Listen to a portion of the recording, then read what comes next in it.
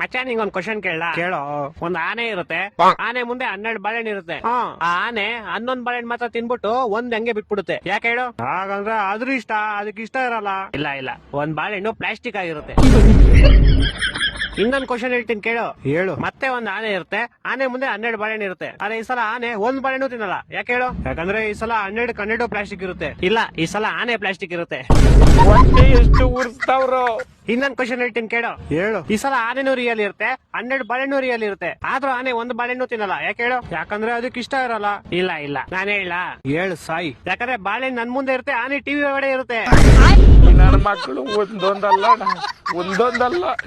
ಇನ್ನೊಂದ್ ಹೇಳ್ತೀನಿ ಹೇಳು. ಈ ಸಲ ಆನೆನೂ ರಿಯಲ್ಲು, ಬಾಳೆಹಣ್ಣು ರಿಯಲ್ಲು, 2 ಟಿವಿ ಒಳಗಡೆನೆ ಇರುತ್ತೆ. ಆದ್ರೂ ಆನೆ ಬಾಳೆಹಣ್ಣು ತಿನ್ನಲ್ಲ. ಯಾಕೆ ಹೇಳು? ನಾನ್ ಹೇಳ್ತೀನಿ ಹೇಳು. ಯಾಕಂದ್ರೆ 2 ಬೇರೆ ಬೇರೆ ಚಾನೆಲ್ ಅಲ್ಲಿ ಇರುತ್ತೆ.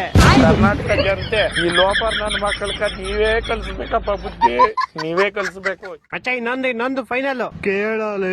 ಈ ಸಲ ಆನೆನೂ ರಿಯಲ್ ಇರುತ್ತೆ, ಬಾಳೆಹಣ್ಣು ರಿಯಲ್ ಇರುತ್ತೆ, 2 ಟಿವಿ ಒಳಗಡೆ ಇರುತ್ತೆ, 2 ಒಂದೇ ಚಾನೆಲ್ ಅಲ್ಲೂ ಇರುತ್ತೆ. ಆದ್ರೂ ಆನೆ ಬಾಳೆಹಣ್ಣು ತಿನ್ನಲ್ಲ. ಯಾಕೆ ಹೇಳು? ಈ ಸಲ ಟಿವಿ, ಬಾಳೆಹಣ್ಣು, ಆನೆ ಎಲ್ಲಾ ಪ್ಲಾಸ್ಟಿಕ್ ಇರುತ್ತೆ. ಇಲ್ಲ ಎಲ್ಲಾ ರಿಯಲ್ ಇರುತ್ತೆ, ಆದ್ರೂ ತಿನ್ನಲ್ಲ. ಯಾಕೆ ಹೇಳು?